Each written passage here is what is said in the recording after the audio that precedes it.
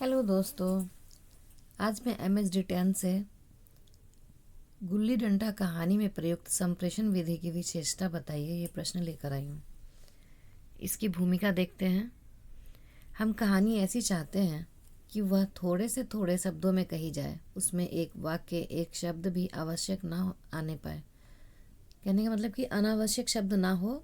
वो कहानी ऐसी होनी चाहिए जो कि कसावट हो उसमें, और एक एक शब्द एक एक वाक्य जो है वो इम्पॉर्टेंट हो। तत्वहीन कहानी में मनोरंजन भले ही हो जाए, मानसिक तृप्ति नहीं होती।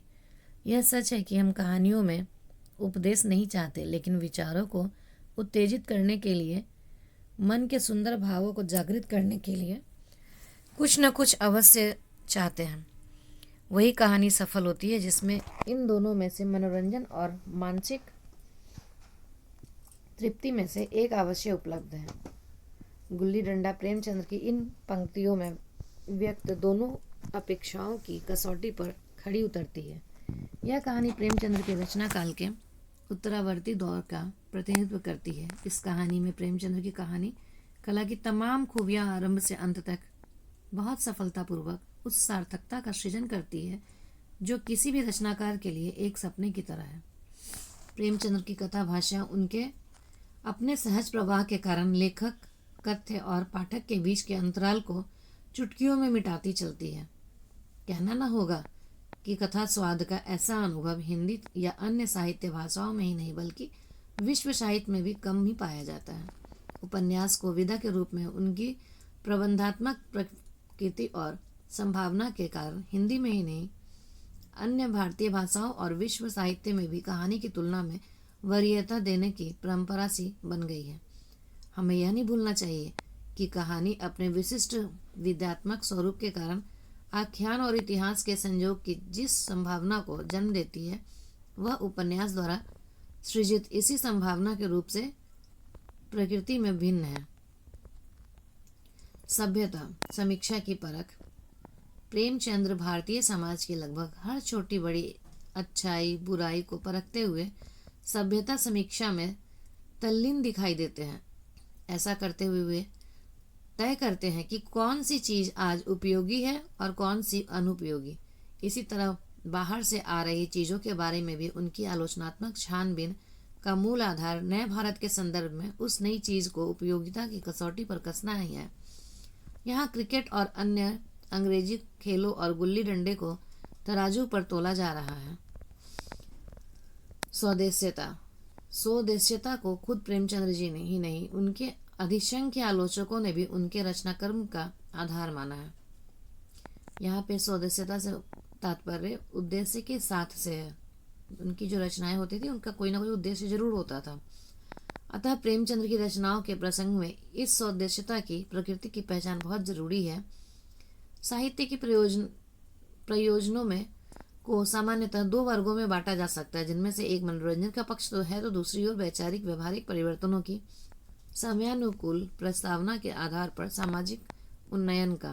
प्रेमचंद्र ने जहाँ मनोरंजन पक्ष से आगे जाकर सामाजिक उन्नयन को जोरदार वकालत की है, वहाँ भी मनोरंजन पक्ष की अपेक्षा बिल्कुल नहीं करते। उनकी वाक्य रचनाओं इस बात के अनेक प्रमाण हैं। रमणीयार्थ। भारतीय साहित्य शास्त्र में जिसे रमणीयार्थ कहा जाता है, वह रचना में व्यक्त गंभीरतर जीवन दृष्टि की ओर पाठक को आकर्षित या उन्मुख करने के साथ संप्रेषित होने वाला अर्थ है। उसे सस्तेपन से समीकृत कर त्याज्य मान लेना सर्वथा अनुचित है। भारतीय साहित्य शास्त्र द्वारा प्रदत्त यह निर्णय सुविचारित है कि वास्तव में पाठक या श्रोता को शामिल किए बिना ना तो अर्थबोध की संभावना है और न अस्तित्ववाद की। संवेदनशील प्रस्तुत कहानी में निहित हास्य एवं व्यंग बोध, इसका पात्र चयन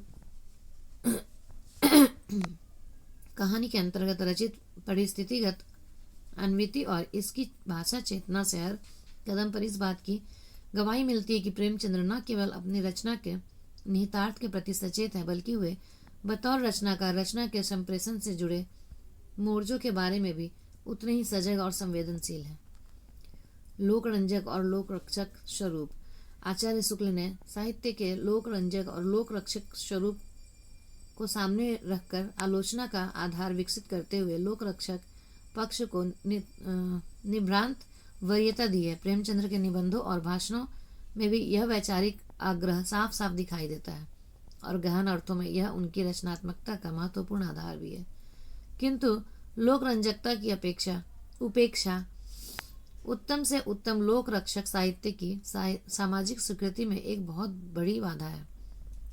यहाँ तक कि लोक रंजक हुए बिना लोक रक्षण की उम्मीद साहित्य कला के क्षेत्र में महज उम्मीद है, सिवा और कुछ नहीं। प्रेमचंद्र का संपूर्ण साहित्य एक नए भारत के निर्माण की चिंता तथा स्वाधीनता के सर्वांगीण विकास की भावना से प्रेरित है। इसके लिए वे हिंदी क्षेत्र के समाज की सोच को बदलना चाहते हैं और तर्कसम्मत आधारों पर परंपरागत विषमताओं को मिटाने और नवीन जीवन विधि के विकास की चेष्टा में संलग्न है। सृजनात्मकता प्रेमचंद्र के द्वारा सृजनात्मक उद्देश्यों की पूर्ति की दृष्टि से किया गया है।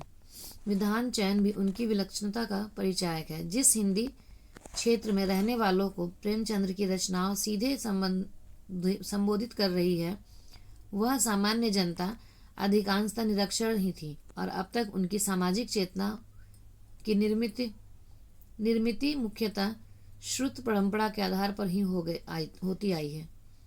जाहिर है कि सामाजिक सोच के लिए विधान का चयन किया जो व्यापक हिंदी जनसमूह को न केवल अपेक्षित दिशाओं की सूचना देती है बल्कि वैचारिक व्यवहारिक स्तर पर इन नवीन मूल्य व्यवहार के स्वाभाविक अभिग्रहण का भी वह सहज परिवेश भी तैयार करती है, जिसके बिना कला साहित्य के क्षेत्र में कोई भी प्रयास निष्फल होने का अभिप्राय है।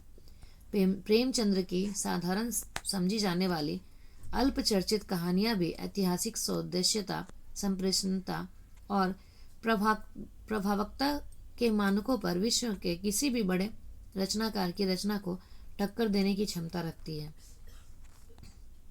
निष्कर्ष रूप में हम देखते हैं, इस कहानी के रचना विधान में जनतांत्रिक चेतना का आधार बिल्कुल स्पष्ट है। कहानी पारंपरिक अर्थों में नायक के इर्द गिर्द चक्कर नहीं काटती। नायक के परंपरागत स्थान पर व्यक्ति विशेष को नहीं बल्कि एक ऐसा अस्तित्व है जिसका चरित्र प्रतिनिधिक है। मैं कथा का नायक नहीं, वाचक है। यदि यह प्रश्न करे कि नायक कौन है, तो गाया भी इस कहानी का नायक नहीं है। घटना की प्रधानता भी इस कहानी की रचना का सूत्र नहीं देती। यहाँ उपस्थित पात्र, उनके परस्पर व्यवहारों और घटनाओं का सिलसिला सब मिलाकर देश की ऐतिहासिक आवश्यकता के अनुकूल जीवन विधि के चयन का विवेक अर्जित करने के लिए जनतांत्रिक आवश्यकता का सृजन करते हैं। इस अर्थ में यह कहानी प्रेमचंद की कहानी कला की प्रौढ़ि का प्रमाण है। धन्यवाद।